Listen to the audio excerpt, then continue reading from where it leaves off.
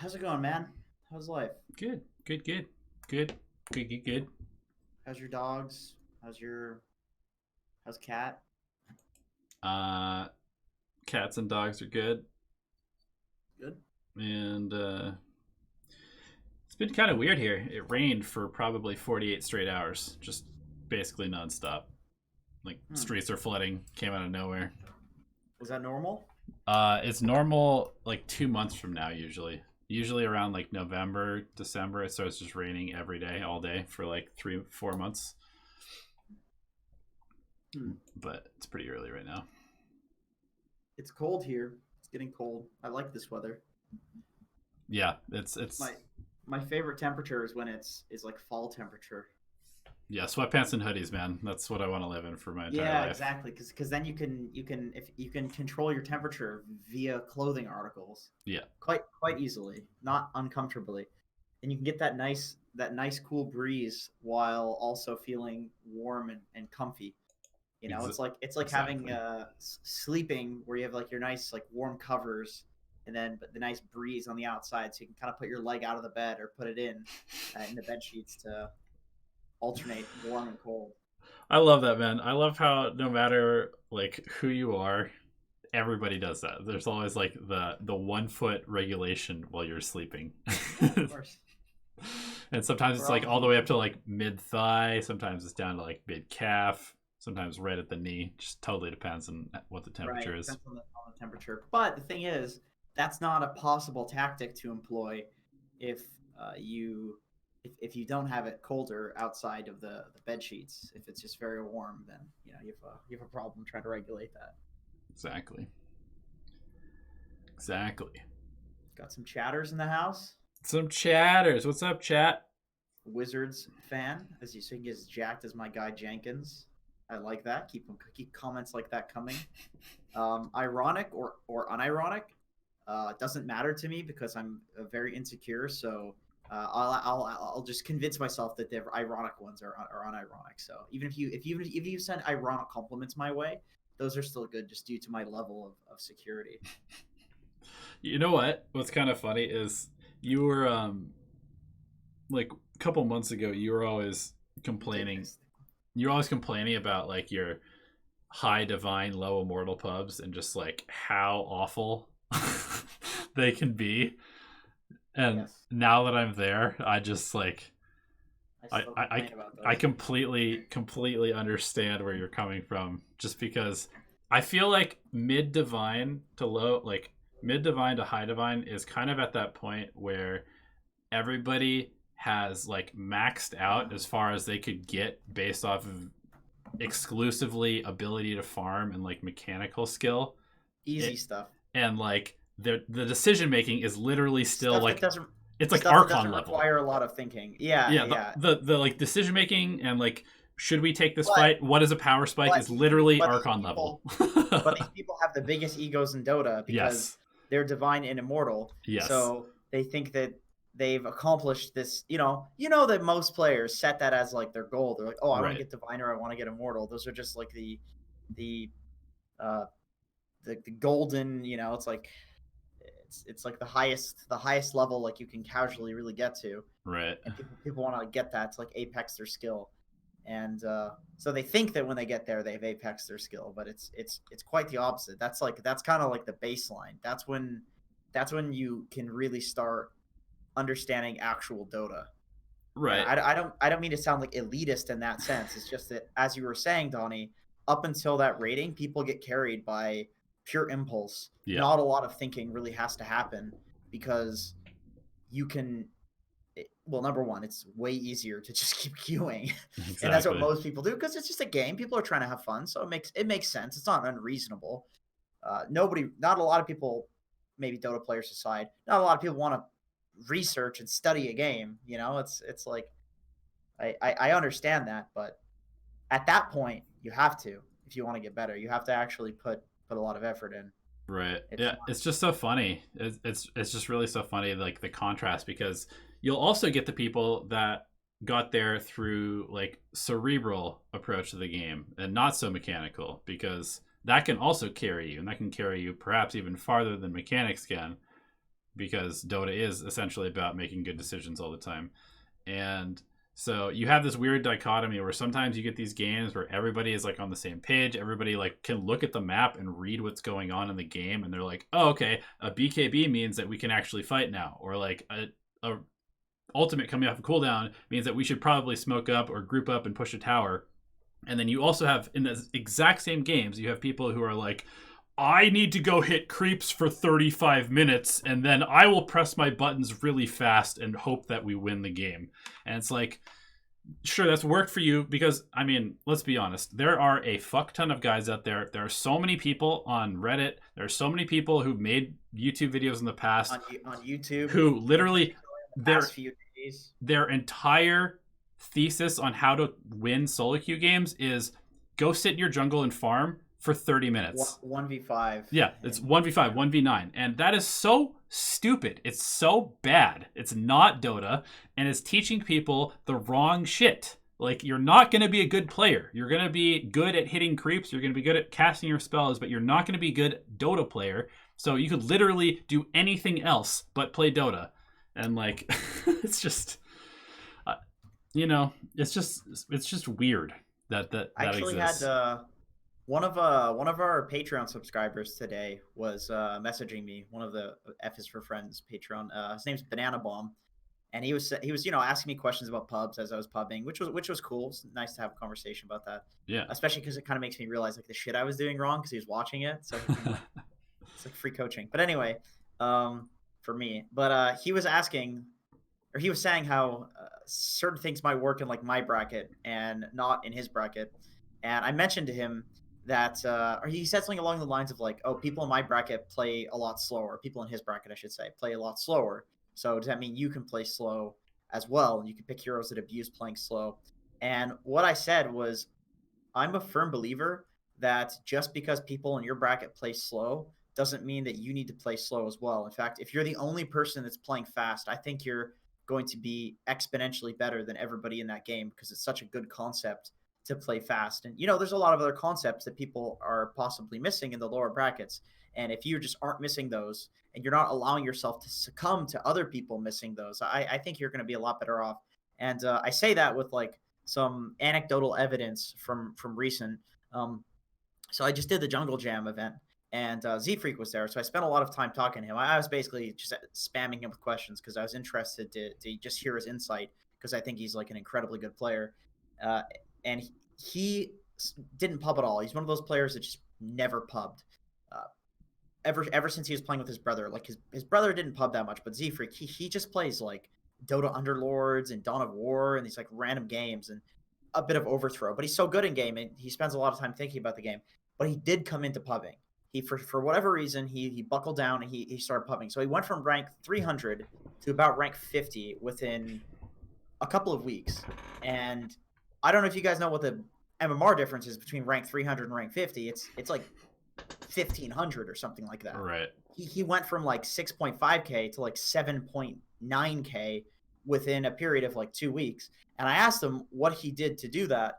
And he said that he just went into games and played a good 4 roll. He just played what he thought was a good 4 roll. And in the games that he had a good core, he'd win. In the games that he had bad cores, he'd lose. But more often than not, there's at least one good core so that if he was playing a good 4 roll, that core would be able to carry the game based off of what he was doing on the map. Right. So I really think that the idea that you need to cater to your bracket and not just play good Dota is it might not be incorrect, but I don't think it's an optimal way to gain MMR because that's a really you're going good to gain way like to put it.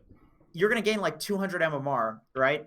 And then what you need to do in the different brackets going to change. It's not sustainable. Right. It is straight up not sustainable. But what is sustainable is just saying, okay, I'm going to formulate an opinion of Dota and just play good Dota. And I'm going to maybe win. I'm going to maybe lose. I'm going to have a 52% win rate instead of a 54% win rate in this 200 MMR bracket and then a 48% win rate in the next one above. And then you have to lose a bunch to learn. No, you're just going to stick at 52% and keep rising, keep rising, keep rising and be consistent and eventually just get super high rate. I think that's the play. I think you just play good Dota and you're going to win the game, which is why I don't like that a lot of these channels and a lot of these Reddit threads and everything. And I know we've done it in the past too. And I feel bad about it. I don't like the promotion of playing pub Dota, Yeah. playing like solo Dota in 1v5 Dota. I think that's a toxic mentality, because at a certain point it bites you in the ass, and you need to learn how to do it the right way anyway. So why the fuck not do it the right way from the get go? Exactly. I think, I mean, I definitely have been experiencing this myself ever since I basically just started only playing hard support. It's like what would happen in the past is I'd play a bunch of hard support, I'd have good success, I'd win, and then I'd go on a streak of having like 4 or 5 games where all of my cores are just ass and like I'm not doing enough. Or sometimes I get lazy and don't do my job quite as well, and so I'd lose 4 or 5 games and suddenly be like, all right, all of my cores are terrible, and then I'd switch and play another role, and then I'd be like, losing more games while I'm relearning how to play that role at the MMR that I'm at. Yeah. Yeah. And there's this constant relearning that you have exactly. to do. And now that I'm just playing hard support all the time, I'll go through these little loss streaks every now and then. Sometimes it's like 5, 6 games, but it never gets any bigger than that. It seems like it's always like I'm just able to right the ship all of a sudden. Consistency. Exactly. It fosters consistency. Exactly. And yeah, I totally agree. Just like, I just really like that idea of like playing the game correctly being what's promoted, as opposed to kind of like what's a hack to get the most MMR as quickly as possible. Just because then you're constantly going to have to be finding these hacks, and right, and you're going to run out, and some of them are not going to work, and it's just like, I was actually having a conversation with somebody on Discord earlier today, and they were talking about just like exactly that concept, like this works at my bracket, and so that's just how I'm going to play the game. And I was just like, I mean, that's fine, but like you said, it's just not optimal. It's like you have found this approach that works, but it's just not optimal. And if you really want to get better, you should try to optimize as much as possible instead of relying on like a crutch that's been winning you games. I was actually talking to Brax a couple of days ago. I just spam him with questions on Steam, and he's cool enough to like answer, because he's an offlaner, I'm an offlaner, so I kind of look up to him and just try to get like info from him if I can. So I was asking about, like, as an offlaner, let's say you're like a Sand King, right? What are typical items on Sand King? Pipe, Blink Dagger, Veil of Discord, right? These are very typical offlaning items. But I was asking, what do you do in a case of a game where you think that you need to be the one that hard carries the game? What if you think that your cores can't help in terms of carrying the game? And he said essentially that he'd rather lose building the right stuff than win with like the wrong shit, because more often than not, when you build those other items, like such as Radiance or whatever you want to build on Sand King to be like more of a hard farming / carry hero, then you're taking space from your cores, and it messes up the entire game, and you're not even playing Dota. So a lot of the time it'll just lose you Dota based off of how the map like randomly changes by you being that hero that's taking that farm. And in like 60% of games, you're gonna have a core or a support that can play with you and do well with you, that if you just build the regular items, you're gonna win the game. Like, there's a reason there are these roles in Dota. It's like a lot of these people that play 5 and then they don't buy any wards, and it's like, well, there's a reason that after so many years of this game existing, that there's a role that's dedicated to like buying all the wards and all the sentries, and if you're not doing that, then that's fine. You don't have to enjoy that play style, but you should play another role. You should play another hero, because that is good and it's required in a game, and you're going to lose to anybody that's just doing the right stuff. And well, why do you want to lose? Well, who would advocate losing like that? It doesn't make any sense. Yeah, I do want to, like, I mean, I agree for the most part with what Brax is saying, and obviously he's objectively a better Dota player than I am, but I do think that there's something to be said about having like some flexibility in how you approach the game, because I don't think that you should always play like a position 6. You shouldn't always just starve yourself of no. Right. Sometimes you do need to buy, like, all right, if I happen to get a Hex this game, there's absolutely no way that we lose. If I happen to get a 4-staff this game, there's no way that we lose, because they can't kill my cores. And so maybe you play a little bit more greedy than you would otherwise, because your other players are not doing the job. And so it's not like you should completely turn into a carry when your team can't carry, but you should also consider what jobs are not being done. It's more about the jobs than like the role. Difference. It's the jobs. It's like objectively playing good Dota versus just being upset at your team and thinking that they're bad and then playing in a different way. You'd rather have like a kind of bad carry being able to play the game than to ruin their game because you think that they're bad and then you're the carry, and all of a sudden you fucked up the map. You don't have an offlaner now. Like that's kind of what Brax is saying. Is that Exactly. He doesn't let his like emotions or idea of how bad people are in his games dictate the way that he plays. He just if the game presents itself where he gets really farmed, you know, he'll take the farm and buy greedier items or something like that. Right. But he won't be like, oh, my carry's a moron. I'm not going to build this pipe because why do I even want to save him? Because he's an idiot. Right. So you'd rather play good Dota. Yeah. And then if the carry makes mistakes, well, then fuck it, you lose. Or TZ loses games. You know, what can you do? Exactly. All right, let's get into Alchemy Answers, episode 46. Thank you guys for tuning in. We got some good questions from our patrons, and if you want to ask questions directly to us every week on this show, go ahead and check out the link in the description below or patreon.com/Dota Alchemy. We've got a lot of patrons these days, and we cannot thank you guys enough for continuing to support the channel, continuing to support everybody getting better at Dota, and we're getting somewhat close to our next tier goal. We're gonna have to rethink some of these goals, but right now the next 222. The next goal is 3222 per month, and that will get me and Jenkins playing 50 straight games of Techies Pudge dual laning together in real games on stream. So if you guys want to see us be miserable, with Donnie playing Pudge and I'm playing Techies. Right, Jenkins is not allowed to play Pudge. I'll be playing the Pudge. So maybe one day we'll get there. Holy shit! We shouldn't have put that one on there. such a huge mistake. Okay.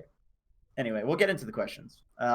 So Henrik says, "Can you explain support tiny item build?" Well, let me know if we did these before, by the way, because I'm not 100% remember. But Henrik says, "Can you explain support tiny item build and skill build to me like I'm 5? Can I play that hero like Earthshaker with wave shoving and cutting capabilities later in the game?" I think it's very similar to Earthshaker, at least in the laning phase. Once the laning is over, Tiny is just Tiny. What Tiny's job is you just find somebody who's squishy in the fight and you blow them up in one hit. That's what Tiny does. Like he's really good against like Oracle, Crystal Maiden, Rubik. These just random squishy high value supports. In the laning stage though, you're running around with Toss and Boots. Like Earthshaker runs around with Fissure. You just like look for opportunities, use your spells to like, you know, toss creeps to pull them, or with Earthshaker like Fissure Waves, or toss creeps on cliffs to like pull the lane back. You're just doing whatever mechanics you can do with your toss to just try to have a good laning phase. So yeah, I think you can play it like Earthshaker, at least in that regard. They both have a similar archetype in the laning stage for sure, where it's just kind of like you have like one semi-long cooldown spell that you need to pick the right spot to use to potentially get a kill or like get a bunch of harass on somebody, and then the rest of your time you're kind of just like soaking a little bit of experience here and there and looking for those opportunities. Yeah, exactly. So yes, the skill build, the only like little nuance I would say of the skill build is you need to be really careful not to skill the ulti or the tree toss, because you don't get enough levels as a support, and you want to be able to burst people in one hit when you get the blink dagger. So if you go for the other spells that aren't just the avalanche toss, then it feels really bad to not be able to one-hit people in fights when you have the blink. It almost makes the blink kind of useless. So that's why people go 4-4-4-0-0 on tiny support, because you don't get enough levels. Makes sense. NF says, "How do you know how much chili powder to use when making homemade chili? I feel like my proportions are always off." I'm honestly not a big fan of chili, so I've never really made it. I've had it made for me. Chili powder, I don't know. I feel like, I don't know if that's the ingredient that you are really wanting to master. You just kind of put some chili powder in there. Chili is all about the ratio of the meat to the beans, really, and like you got to have some good onions, some garlic, and then some peppers as well. A big thing with chili would be using fresh vegetables. If you could get like fresh tomatoes and fresh onions, and then maybe like, you know, some of your spices fresh, it's going to be a lot tastier than worrying about like the chili powder, for example. Sure. But once again, I'm not a big chili fan. I personally think chili is like quite a bit overrated, and other than the fact that it's on the healthier side for what you can eat. You know, it's more healthy than like a shitload of carbs in a meal, like pasta and chicken fingers or something like that. You know, I had both of those today. Are healthy. Really? You had chili and pasta and chicken fingers? No, I had chicken fingers and pasta today. Okay, cool. Well, yeah, that's not a very very healthy meal. It's very tasty though. Yeah, it was.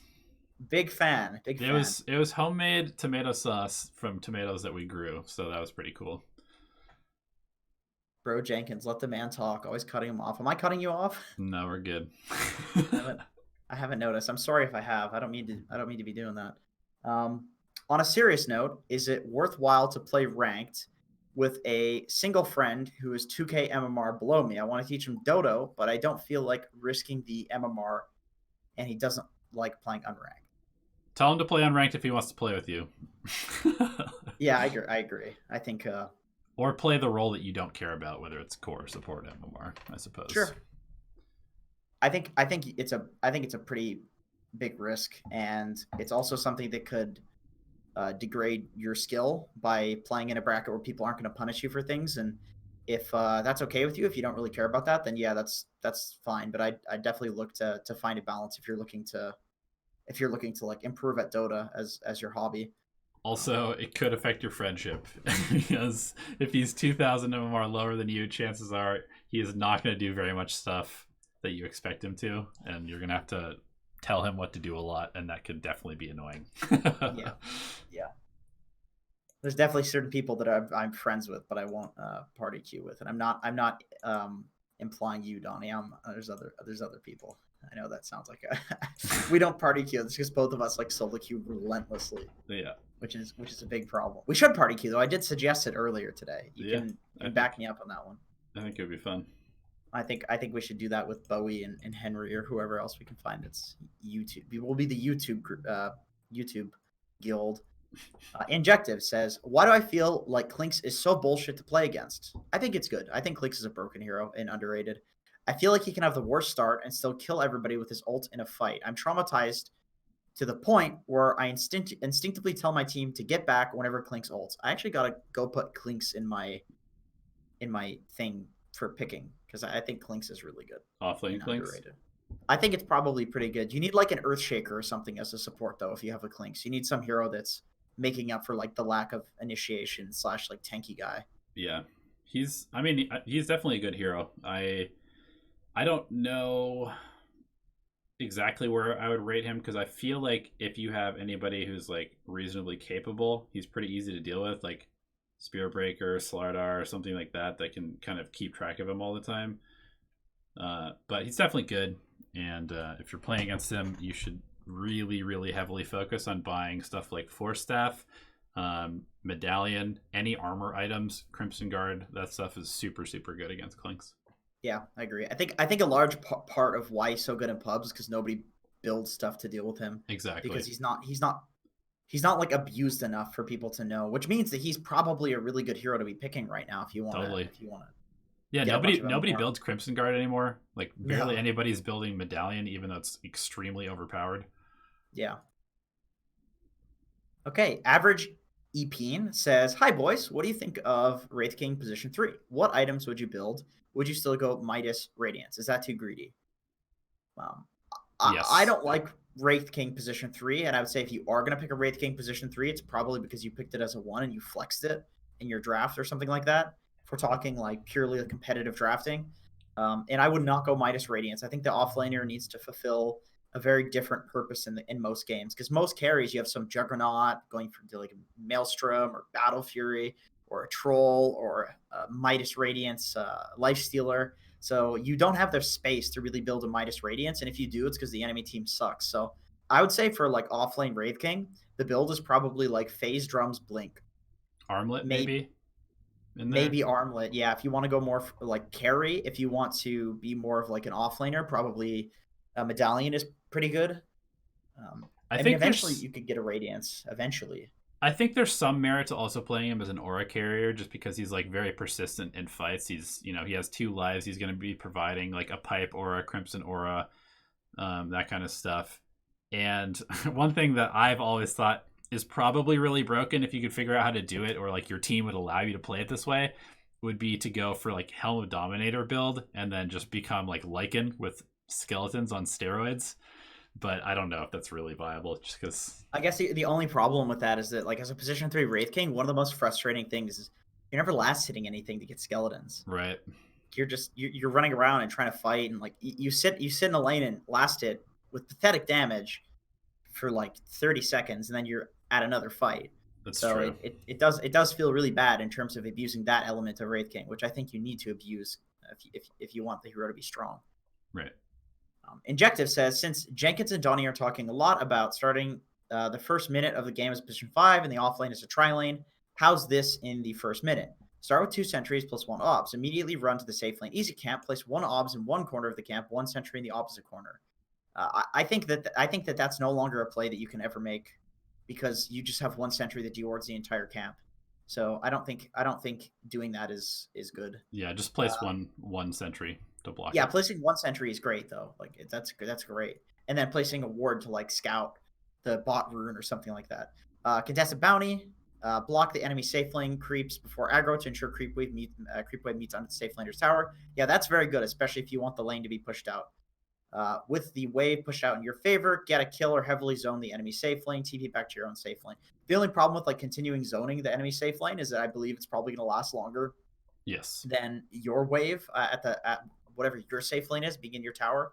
So you can't waste that much time. It's more of like you wait and see if there's a kill, and if there isn't, you like immediately TP. Yeah, I think you definitely do everything that you just said, other than the 2 wards in the camp, and then you just harass them as they're trying to stop you from blocking, or within the very first wave and try and get first blood, maybe around the runes, and then you just go. I just played 2 games of support and did this in both games, and it went pretty well. So I think that's probably the good rotation. I really do like this idea of letting your safe lane have the first 2 waves completely free, because they always end up with more experience than the offlaner. It's like it's so really really good.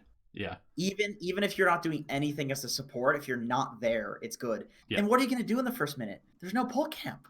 Yeah. There's no camp to pull. There's actually no reason to be bottom for the first minute. Or top, depending on which side you're on. No, there's no point being in your safe lane. Yeah, there's no point being in your safe lane. I actually very little point. I really, really like the idea of doing that whole rotation and then smoking mid and sniping the courier on your way to the bottom lane. Yeah, that sounds sick. Yeah. That sounds really sick, actually. I mean, even running over after the bounty rune and sniping the courier doesn't seem that bad. Yeah. Depending on like if you think you can get a kill in the lane, and if you can, well, may as well go snipe the courier. Yeah, exactly. It's one or the other, pretty much. Okay, lots of chat in here going on. How do I get kills in lane? Who against a sniper? This is Shadow Trader that asked this. Who maxed take aim first? Never get a chance to X him ever or hit him with Tidebringer. So we're talking about Kunkka here. So wait till 6. Yeah. So what I would say is like there's a few ways you can do it. Number one, like you have Tidebringer, so you're probably going to push in every wave under his tower, and then you can like dive the tower, or you can go get a rune. You can wrap around, and go from like a different angle. I think one of the biggest mistakes that a lot of people make when it comes to playing around the mid tower is just trying to like face roll into it, and it's one of the safest places on the map. Yeah. There's a reason people don't gank the mid lane anywhere near as much anymore, because it's so difficult to just run at it. There's so much vision, and there's these high grounds and all these areas you can hide and TP spots that you can hide in. So it's really hard to just run at people face first. So you want to like pick up a rune and kill, or push the lane in and then dive, because then you have no creeps that you need to last hit, and you have your creeps that are protecting you from getting shot by the tower. It's things like that instead of just like expecting to like run through a creep wave and grab them. I don't think that happens anymore. Yeah, I mean, I think that you should be able to dominate the lane enough just by Tidebringing the wave, especially if he's going max take aim. Like, I mean, what does that do against a Kunkka? You just shove the wave into his face. He doesn't even get to utilize the range at all. He doesn't even do damage. Yeah. If you're maxing take aim. Yeah, I mean, exactly. If you shove the wave, then the range is not used. So that seems like a pretty good solution. Somebody in chat, Raymond said, where do they get the questions that we're answering? We answer questions from Patreon subscribers first, which if you want to ask some questions, patreon.com/Dota Alchemy, shameless plug. But we will get to answering questions from chat after we finish the Patreon questions, which there's not that many more left. So yep, we'll get to you if you have anything you want to chat about. Let me find where the hell I was again. God damn it. Where's our sniper boy? Oh, there it is. Okay. Was that nerf enough to get rid of Alex in my game? Says JCJ himself, RFX, Kegel boy, Kegel master. No. So, really? I haven't seen Alk a lot. Well, he said in his games, and there is a very slow trickle-down effect from high MMR to low MMR. So you will still see Alk in your game for the next 3 months if you're below like 3K. I'm not. Yeah, I'm seeing Alk fall off pretty damn hard right now. And it should. It's definitely not nearly as good as it was. Trash hero. So if you do see Alk in your game, rejoice, because that hero is the worst laning hero in the entire game, period. There's no worse hero than him in the lane, and that means that you are going to lose the first 10 to 15 minutes of every single game if you have an Alk on your team. And that means that if you're playing against the Alk, you should be able to take all of their tier 1 towers and potentially win the game in the first 15 minutes of the game. Yeah, I definitely would not be rejoicing if I had an Alk on my team. Yeah. That'd be some anti-rejoicing. Yeah. I don't know what that is, but I'd be doing it. Let's see. Also feel reading people from messages is so bad. What? I think we did I think we looked at one of his replays, and we were kind of like assuming shit based on the text, which it's hard. I mean, it is hard. You're right. If that's what you're saying, yeah, it's hard to get an idea of how somebody is or what they're actually thinking without having them in like voice with you. But I guess I do want to reiterate, because we don't say it all that much these days, but whenever we're like criticizing replays and stuff and replay review, it's from a place of like wanting people to improve. There's no like ill will intended or anything like that, and it's from a place of like, usually if Donnie and I are talking about some shit really like viscerally, it's because we're like passionate about it because we fucked it up before. You know what I mean? Like, yeah. That's usually how it is for us, where we just go super ham on a topic because it's some shit like binge queuing, for example. Like the amount of times that Donnie's like called me, it's like, fuck man, I queued 25 games in a row, lost them all. It's like, it's like every other week at this point. And then I'm calling him saying the same thing. So if we're telling you not to binge queue and getting real angry about it and real passionate about it, it's because we're fucking guilty as well, dude. So anyway, let's see. Moise. How do I pronounce his name? Moise. Moise? I just call him Moise. I don't know if that's... Moise? Yeah. I love playing Pudge, and I'm pretty decent with the hero. Recently, I won a lot of matches with it. I feel impactful with it in a game. You feel impactful. I ended up with around almost a 69% win rate and a 14 win streak. However, now I feel scared to pick Pudge because I'm too careful about my win streak and win rate. Am I scared of losing? And I feel stressful every time I play one of my favorite heroes. How do I deal with that at Elevated? I mean, your win streak doesn't mean anything. I guess, so I don't know. Maybe you have a goal of having a really high win streak on a hero. And if that's the case, then that's a fine goal to have. But if your goal is to climb MMR, if your goal is to get better at the game, then you can't care about wins and losses. And it's just like, I don't know, caring about the results of your game is probably the worst thing that you can do ever. It's like, it's worse than jungling on Legion Commander. It's worse than anything. If you care about whether you're winning and losing each game, it's just really bad. Like, I can't stress enough how bad it is. No, I know what you mean, man. I'm with you there. That's why it's so good to play when you just want to have fun playing the game, because you're just gonna play from a place of like enjoyment. It's not gonna be like, oh my god, I'm gonna lose my win streak, so I need to go fucking kill this guy or smoke or do something stupid. And you get like really upset when your teammates do anything slightly wrong because you're like, oh no, they're jeopardizing like what I have, my special, my precious, and like, I don't know. I feel like there's two ways to approach it. Either one, make sure that you just really want to have fun and play the game, but sometimes that can be really hard because you are so caught up in this like this need to either win or not lose your win streak or whatever it is. And so if you don't have the mental resilience to deal with wins and losses, I think it's actually pretty valuable if you can deal with this to always quit after a loss, because That's so fucking hard. it's so really hard. brutal. It's really brutal for the first few times. That makes me cringe thinking about it, dude. But every time you lose, you have to not play anymore for the rest of the day, or at least for like 12 hours. And so you're going to get used to this feeling of how shitty it feels to lose. But then you'll start to notice that after about 15, 20 minutes, you completely forget that you lost the game because you're doing other stuff. You know, maybe you're cleaning your house, maybe you're going to school, maybe you're doing homework, whatever.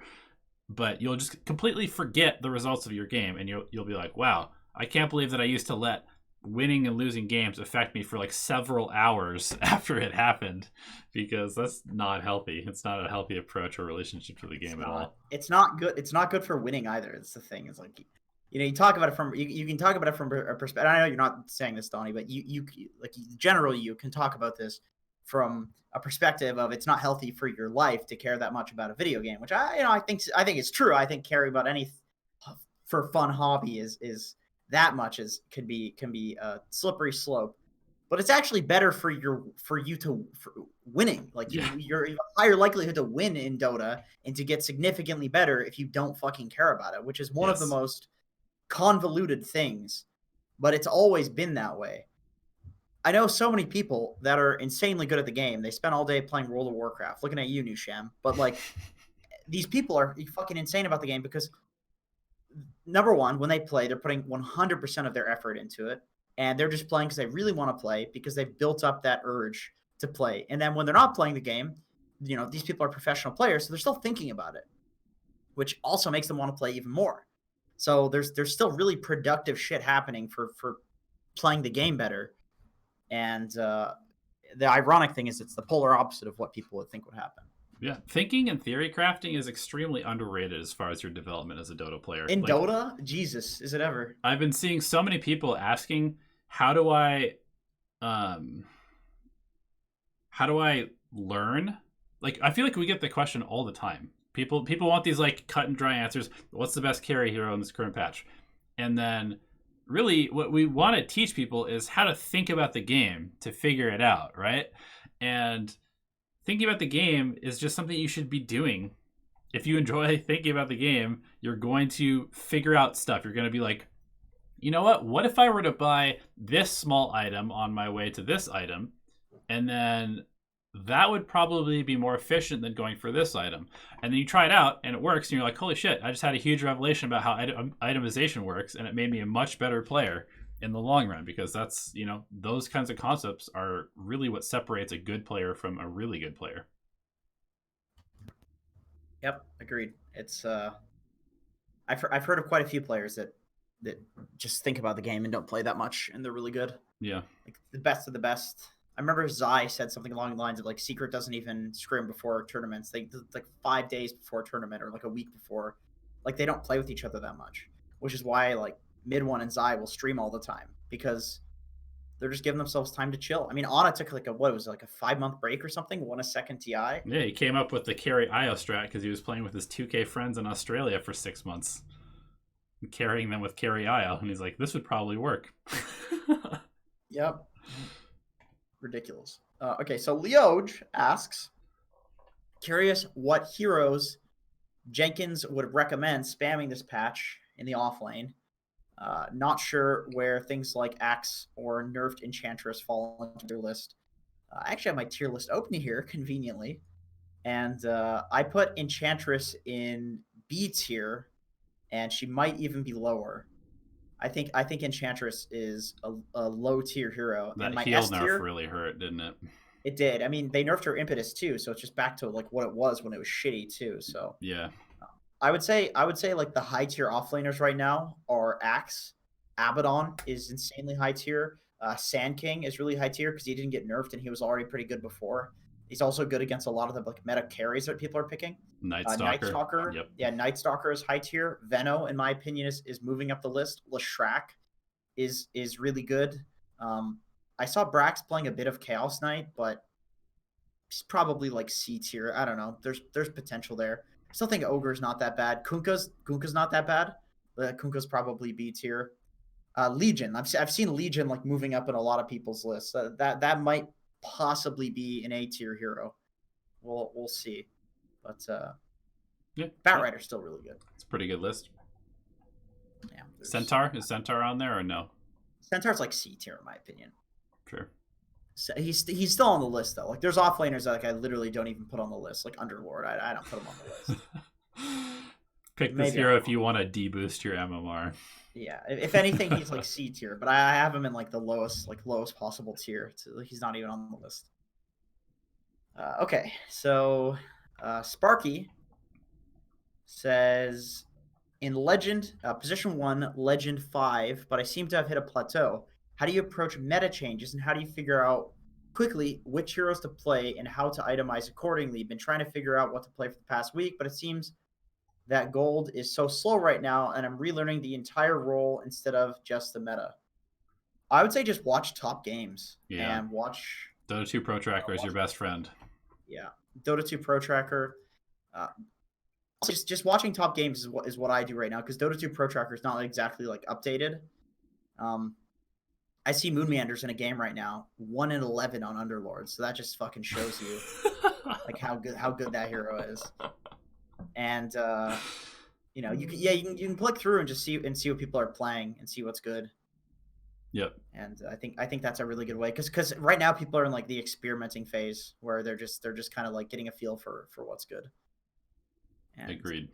Yeah, it's nobody fucking knows. Nobody knows. Also, I gotta experiment. List, honestly. Try stuff that you think sounds good. Again, it comes back to think about it. Okay, this was changed. This item's really good right now. Does that work with my hero? Cool. Maybe it does. Try it out. I've tried quite a few things. I'm 100% sure. All I know is that Axe is still good, Sand King is still good, Abaddon is still good, and Night Stalker is good. Yeah. And all of the other offlaners, I have no fucking idea. I don't know. I feel like Kunkka might be good. I feel like Leshrac might be good. I was just saying I feel like Klinks might be good. I played a Veno game. It felt really good.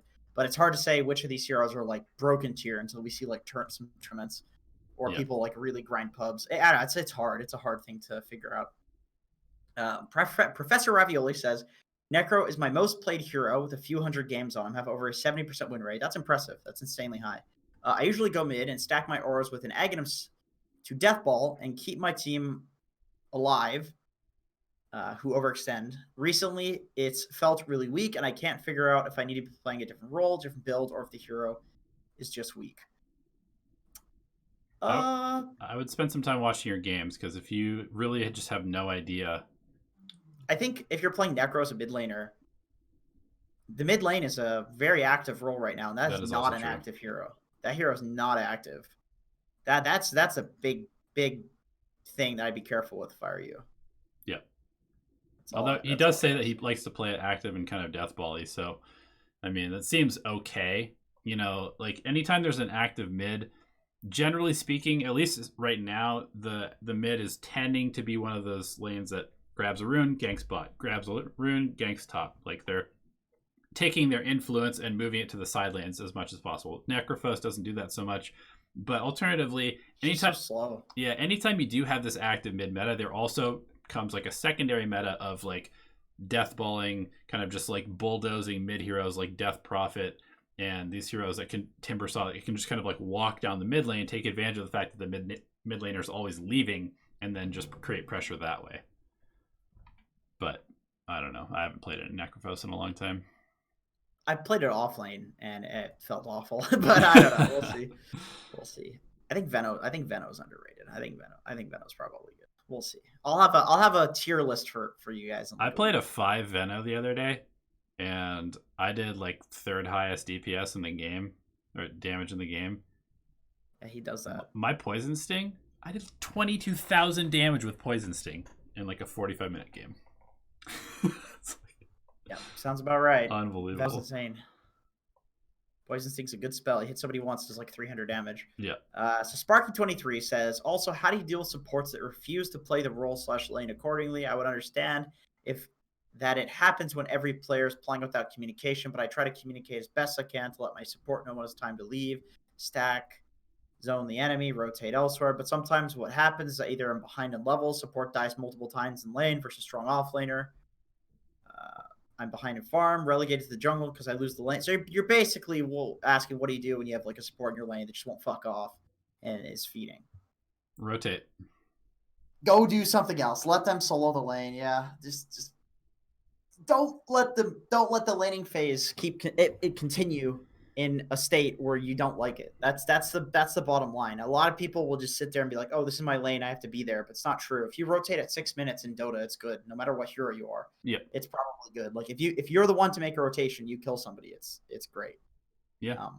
And then laning is over, and then you don't have to worry about some guy feeding your lane because you've ended the laning stage. Yeah, actually, this is okay. So before the call, I said I wanted to rant about something. I just played 2 games where I gave my carry a level and a half lead. They hit level 6, they hit level 7, they hit level 8, they hit level 9, and they were continuing to go back to the same safe lane over and over and over and over again. Instead of taking that level advantage, being the strongest hero on the map because they had a level advantage, and using that level advantage to leverage themselves more farm, more kills, more pressure on the map. Instead, they took the level advantage and they basically threw it away and sat there in the lane until the other team came and ganked them and killed them and took advantage of their level advantage and used it to boost themselves. And if you're doing that as a carry, you are losing your team the game. So if you have a good laning stage and you're the strongest hero on the map, or you feel like you're strong, you should go somewhere else and become active. Do not sit in your lane statically and hope that you're eventually going to outfarm the other team. Fuck carries that don't rotate. Yes. Oh, I'm a carry. I'm going to carry the late game. Fuck you, bitch. You watched Dota in the past year? Exactly. You do things. You do things. Why does it take people so long to realize that? It's like people watch games. They watch TI, and they don't copy the things. They like wait until like... No, they copy the heroes, but that's where it stops. They copy the heroes, and they're like, I'm an alchemist. I'm going to sit in the jungle and hope that my team makes space for me for 45 minutes. Meanwhile, Arteezy's rotating at level 6 to push 2 towers, take over the entire enemy jungle so you can farm. And they're like, I don't know how Arteezy has 600 CS in 25 minutes. Maybe because he's active! No, dude, he's just better at hitting creeps than other people. That's what it is. He never misses any last hits. And somehow that equates to twice as much farm as you could ever get in the lane. Right, exactly. Ganksy says, what do you guys think about the Coddle buffs? How the buffs made him playable / pickable in the pro meta? What were the Coddle buffs? I think they made his blinding light. Yeah. Low cooldown. Yeah, low cooldown. Oh wow, they took 15 seconds or 16 seconds off of it. Yeah. And then they increased the cast range. Chakra Magic Mana Leak is a little bit better, and then the Will-O-Wisp Flicker to +3. I don't know. I feel like it's probably not a bad hero, but you can have really useless support duos with like a Coddle in the game. I think if you have a hero that abuses the ultimate, like some Enigma or Sand King or Earthshaker or something like that, they can like use the ultimate as like a setup, kind of like a Winter's Curse. Mm-hmm. And it's probably pretty good. Like AoE stunners, I think that's pretty good. But anytime a hero needs to have friends picked with it, a lot of the time that is what innately makes them like B or C tier or A tier if they're really good, but they're never going to be S tier because you have to draft other things with it, which you don't always have that advantage in a game. Especially in pubs. Yeah, there's nothing worse than picking a hero that basically needs to have a combo into a pub game and hoping that your teammates will pick that hero and also be able to play it at a competent level. Combo in pubs. Yeah. That's as if that's a thing. Okay, that's it for questions. So nice. We can do a speed round if you want. Open her up. Yeah. All right, chat. We've been reading you the whole time, so we've seen all of the terrible things that you've said about us and each other. I'm very disappointed in you, but now, let me tell you, my doctor said that for a micro penis, it's quite large. So I get that all of you think it's funny. Oh, Jenkins is a micro penis. It's actually quite large for its class, which is an S class micro penis. Why do you have to make this about yourself all the time, Jenkins? I'm trying to open it up for chat to ask any questions they might have about their bodies or whatever, and here you are trying to steal the show. Listen, if anybody has a B or an A tier micro penis, I'm not saying that that's worse. It's just that it's categorized as not being as good, which is not worse. It's just not as good. So just fucking relax, Donnie. Like, I'm so sick of every time dealing with this. Okay. With you. I'm confused why Jenkins isn't a metal guitarist with that hair. I've never considered that, and I'm gonna go buy a metal guitar. I have a wooden one in the other room, but do you play instruments? No. Okay. I play the skin flute. Your dad. Fair enough. Gotcha. What's better first picking, carry or losing gold until your team picks? Losing gold. Agreed. 100%. Did I see Black's broken arm? Yes. In fact, I actually played a big role in that, and I feel a little guilty because I started the arm wrestling competition that was happening. It was actually me and Sammy Boy that started arm wrestling, and all of a sudden everybody was arm wrestling. And all of a sudden, Black's breaking his fucking arm. I was also encouraging him to do ludicrous shit all week. Good. I was really antagonizing him. Good. I mean, that's the thing. Like, if you're going to be a pro Dota player, you're going to have good decision making. So, Black might be lacking in that area. Needs to practice a little bit. I was a bad teammate. You know, the worst thing about him breaking his arm is that we were like 80% done Cuphead, and he couldn't finish because you need 2 arms to play Cuphead. So, unfortunate. I had to restart my save. I have a very high versatility, and I know a lot of stuff about all the heroes, what the skill does, how to counter-initiate fights, but I'm stuck in Legend 3 after 8,000 matches. What I need to learn? Probably specialization, and yeah, I would say specialization. If you have high versatility and you feel like you can play any hero, chances are you're just picking stuff at random because you feel like it. And that's a very good way to do a lot of stuff in a very mediocre way, which will get you stuck in Legend 3 for a very long time. Source, have been there. Yep. If you are starting a team, who would you rather choose? Is your mid, Sumail, Thompson, or mid one? I would choose Sumail. I would probably choose mid one because I think he's a little bit more versatile, and sometimes he'll be willing to play sacrificial. Sometimes he's carrying, but can't go wrong with Sumail either. I feel like Sumail could just 1v5. I just get 3 other like idiot players. Sumail just 1v5s for us. Any thoughts on Tree and Protector right now in the meta? Strong. Really strong. Yeah, he hasn't really been touched, and he was pretty good several patches ago. What's your view on position 4 Rubik? Do you think it's high tier support that can climb MMR? Yes. It's probably pretty much always a good hero until they severely nerf his ability to steal spells, which will never happen. Rubik is like an S tier 4, in my opinion. I think if you're a good Rubik, it's a good patch to play. How do you play position 4 differently than position 5? I always feel like just another position 5 with more gold items, and what are the differences and responsibilities? Ooh, we could talk about this one for a long time. Oh, Jesus. Yeah, this is... But essentially, you need to take some time to get farm. You need to... core. Yeah, you need to recognize when there is nothing happening on the map or when you're starting to fall off from being able to force fights or force pickoffs. And at that point, you need to go find farm in the jungle, on the enemy side of the map, in the lanes, wherever you possibly can to get a couple key items so that you can continue to have impact. Yeah, I think you basically need to play like a core. You're like a core that doesn't have a lane. Roaming is really important. A lot of the time, you're the hero that a lot of the time you're more of a core than your offlaner. So yeah. Your life, your job is very, very important. So don't fuck up, don't fuck around.